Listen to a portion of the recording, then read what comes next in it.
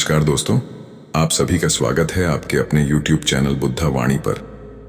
दोस्तों, क्या आपने कभी सुना है मनुष्य अपने जीवन से पूरी तरह से संतुष्ट हो? ऐसा शायद आपका जवाब नहीं होगा, क्योंकि मनुष्य की ये आदत सी बन गई है। परंतु आपको एक ऐसी कहानी सुनाऊंगा जो आपको खुश रहने में बहुत सहायता करेगी, तो ध्यान से सुनिएगा इस कहानी को। एक जंगल में एक काला कौवा रहता था और वो अपने काले रंग से बहुत परेशान था।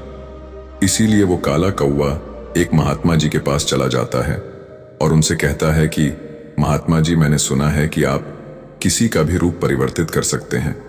महात्मा जी, मैं अपने इस काले रूप से बहुत परेशान हूं और मुझे अपना यह रूप बदलना है। इसलिए मैं आपसे यह चाहता हूं कि आप मेरे इस काले रूप को बदल दीजिए।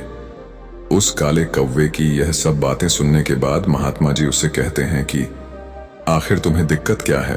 फिर वो काला कौवा अपने दुख को बताते हुए महात्मा जी से कहता है, महात्मा जी, मैं काले रंग का हूं और इसलिए मुझे काले रंग से घिन्न आने लगी है, क्योंकि लोग मुझे देखते ही उड़ा देते हैं और अपने नजरों के सामने रखना पसंद नहीं करते। कभी आपने देखा है कि किसी इंसान ने मुझे लाड़ प्यार से अपने घर में रखा है? इसलिए मुझे बदलना है। फिर महात्मा जी उससे कहते हैं कि ठीक है, मैं तुम्हारे इस काले रूप को नए रूप में परिवर्तित कर देता हूं, लेकिन उससे पहले तुम मुझे यह बताओ, तुम किसकी तरह बनना चाहते हो? कौवे ने कहा, मुझे हंस बनना है। फिर महात्मा जी ने कहा, इतनी सी बात, अभी बना देता हूं, लेकिन हंस जैसा बनाने से पहले मैं यह चाहता हूं कि तुम हंस से एक बार मिल करके आओ और उससे तुम पूछ लो कि क्या वो खुश है। कौवे ने कहा कि बात तो सही है, और वो कौवा उड़ते हुए उस हंस के पास चला गया और उसे कहा कि मेरे मित्र हंस, मैंने यह सुना है कि आप बहुत खुश हैं क्योंकि आपका रंग सफेद है। फिर उस हंस ने कौवे से कहा कि तुम्हें यह बेवकूफी भरी बात किसने कह दी कि मैं अपने सफेद रंग के कारण खुश हूं? मैं अपने सफेद रंग के कारण बिल्कुल भी खुश नहीं हूं और यह सफेद रंग ही मेरे दुख का कारण है। हंस की यह बातें सुनने के बाद कौवे ने हंस से कहा कि भला सफेद रंग से किसी को क्या दिक्कत हो सकती है, क्योंकि सफेद रंग तो कितना प्यारा है और मुझे सफेद रंग तो बहुत पसंद है।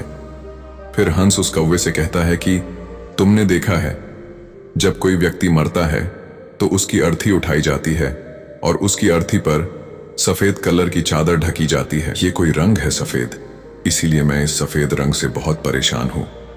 इसीलिए अगर मुझे कभी अपना रूप बदलने का मौका मिल जाए तो मैं अपने रूप को अवश्य बदल दूंगा।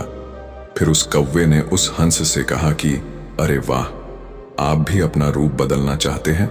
तो आप मेरे साथ चलिए एक महात्मा जी के पास, जो किसी के भी रूप को परिवर्तित कर सकते हैं। लेकिन वैसे आप बनना क्या चाहते हैं? फिर उस हंस ने कौवे से कहा कि मैं तोता बनना चाहता हूं, क्योंकि तोते की लाल रंग की चोंच है और बाकी का शरीर हरे रंग का है, इसलिए मैं तोता बनना चाहता हूं।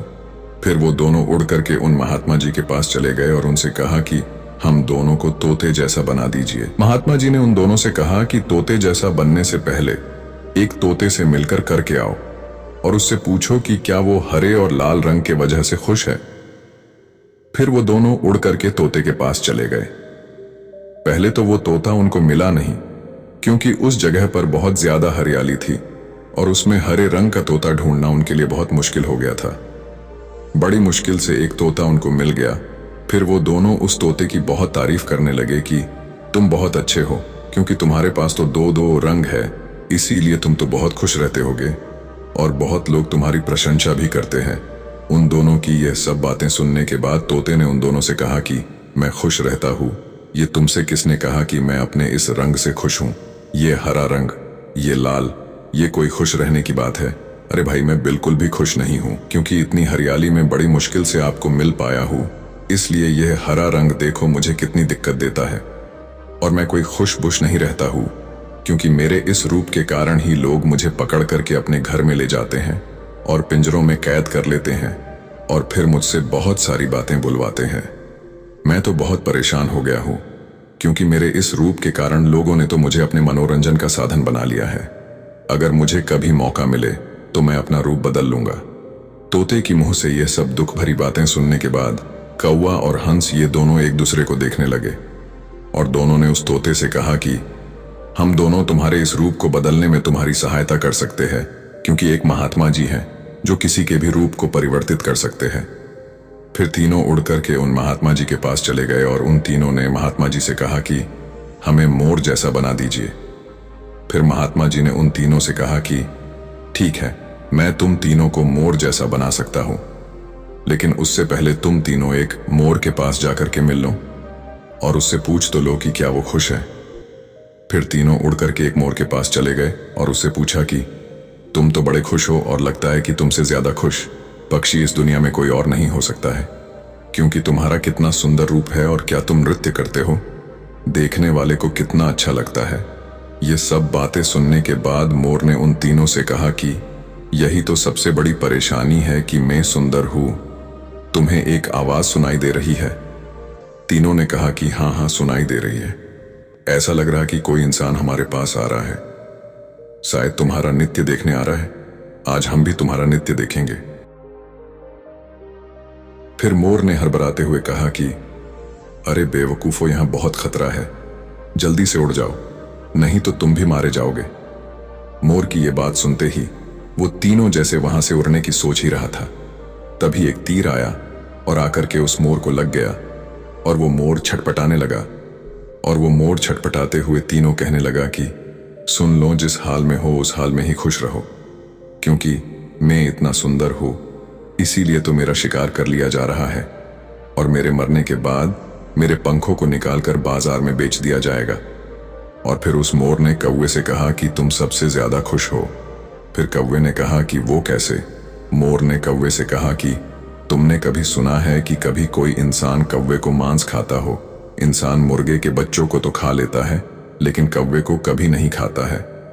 इसीलिए तुम सुरक्षित हो, क्योंकि तुमसे किसी को मतलब ही नहीं है और तुम अपने हाल में खुश हो। लेकिन दिक्कत यह है कि तुम अपनी तुलना दूसरों से करने लगते हो और तुम दुखी हो जाते हो। दोस्तों, ये कहानी इन पक्षियों की नहीं है, बल्कि आपकी और हमारी है।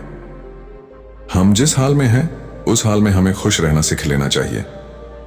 अगर हम अपनी तुलना किसी और से करते रहेंगे तो इस तुलना का कोई अंत नहीं होता है, क्योंकि तुलना हमारे सुखों का अंत करने लगती है दोस्तों।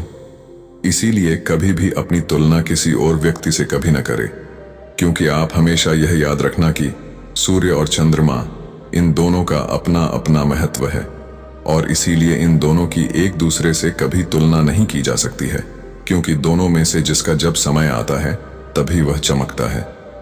दोस्तों, आज का यह वीडियो आपको कैसा लगा, ये हमें नीचे दिए कमेंट बॉक्स में कमेंट करके हमें जरूर बताइए। साथ ही इस कहानी को अपने दोस्तों के साथ व्हाट्सएप और टेलीग्राम पर शेयर अवश्य कीजिएगा।